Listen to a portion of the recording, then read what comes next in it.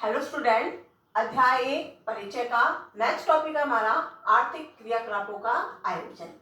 आर्थिक क्रियाकलाप कौन से होते हैं? वे क्रियाकलाप जो धन कमाने के लिए किए जाते हैं, वे सभी क्रियाकलाप आर्थिक क्रियाकलाप कहलाएंगे। अब आर्थिक क्रियाकलापों का आयोजन में 3 व्यवस्थाएं आती है: केंद्रीकृत, योजनाबद्ध बाजार अर्थव्यवस्था और मिश्रित अर्थव्यवस्था।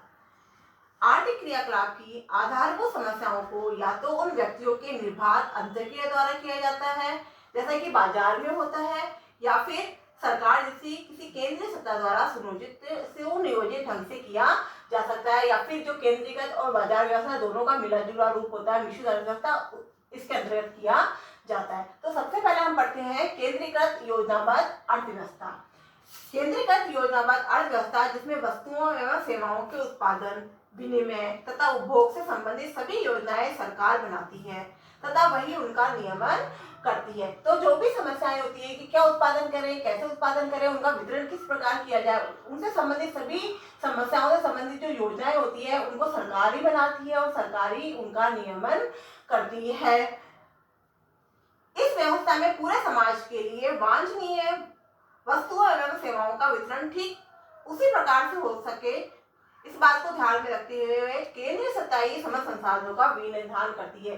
तो सभी संसाधन को केंद्र सत्ता ही बांटती है कि किन संसाधनों को कितनी मात्रा में लगाना चाहिए। इसके बाद आती है बाजार अर्थव्यवस्था।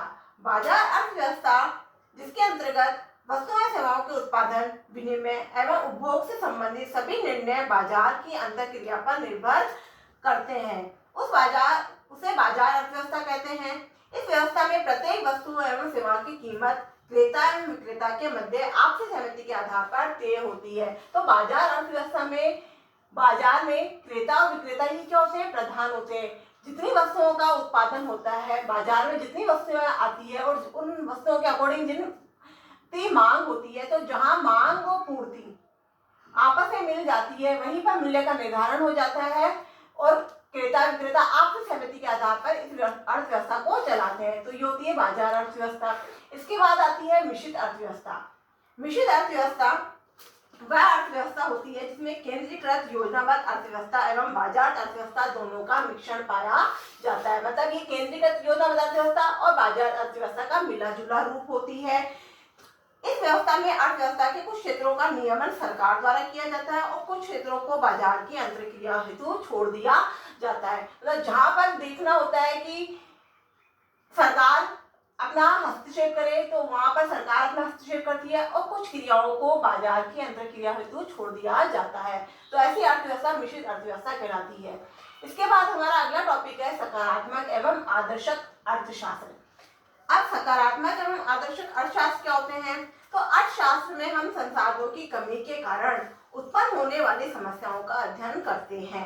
जब हम ऐसी समस्याओं एवं उनसे संबंधित विभिन्न मुद्दों का अध्ययन करते हैं जिनकी सत्यता की जांच की जा सकती है, तो यह अध्ययन सकारात्मक या वास्तविक अर्थशास्त्र कहलाता है।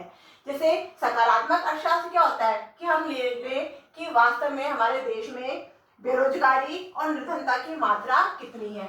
तो हम बेरोजगारी और निर्धनता की मात्रा की क्या कर सकते हैं? जांच कर सकते हैं। तो जिन मुद्दों की हम जांच कर सकते हैं, जिन मुद्दों की सत्यता की हम जांच कर सकते हैं, ऐसे मुद्दे सकारात्मक अर्थशास्त्र के अंतर्गत आएंगे। जैसे निर्धनता तथा बेरोजगारी की मात्रा की हम जांच कर सकते हैं कि देश में कितनी बेरोजगारी है, कितनी निर्धनता है। इसके बाद आता है आदर्शक अर्थशास्त्र। जब हम ये नहीं देख पाते कि कोई समस्या है, उसके समाधान हेतु हम सिर्फ सुझाव दे सकते हैं जिनकी सत्यता की हम जांच नहीं कर सकते। तो ऐसे जो मुद्दे होते हैं वो मुद्दे किसमें आते हैं? आदर्शक अर्थशास्त्र में। जैसे हमने सकारात्मक अर्थशास्त्र में लिया कि हम निर्धनता बेरोजगारी की मात्रा कितनी है, अब हम निर्धनता और बेरोजगारी की मात्रा को हल करने के लिए कुछ सुझाव देते हैं। मान लीजिए हमने निर्धनता एवं बेरोजगारी की मात्रा को हल करने के लिए सुझाव दिया कि आरक्षण किया जाना चाहिए। तो जो सुझाव हम देते हैं वो आदर्शक अर्थशास्त्र के अंतर्गत आता है। तो सकारात्मक अर्थशास्त्र में तो हम सत्यता की जांच कर सकते हैं और यहाँ पर हम किसी भी मुद्दे की सत्यता की जांच नहीं कर सकते, बल्कि उसके लिए हम सुझाव दे सकते हैं। तो ऐसे जो अर्थशास्त्र के अंतर्गत जो आदर्शक अर्थशास्त्र में है कि हम सिर्फ उसके मुद्दों की मुद्दों के बारे में हम सुझाव दे सकते हैं। तो ये होता है सकारात्मक एवं आदर्शक अर्थशास्त्र। इसके बाद हमारा नेक्स्ट टॉपिक है व्यष्टि एवं समष्टि अर्थशास्त्र। इसको मैं पहले भी आपको समझा चुकी हूँ कि व्यष्टि अर्थशास्त्र के अंतर्गत एक व्यक्ति के व्यवहार का अध्ययन किया जाता है और समष्टि अर्थशास्त्र के अंतर्गत संपूर्ण देश की अर्थव्यवस्था का अध्ययन किया जाता है। इसमें एक व्यक्ति, एक फर्म, एक उपभोक्ता हो सकता है, उसमें संपूर्ण समाज हो सकता है, एक देश के बचत विनियोग का स्तर, कुल उत्पादन का स्तर इत्यादि का अध्ययन किया जाता है। तो इसी के साथ हमारा चैप्टर फिनिश होता है। Thank you.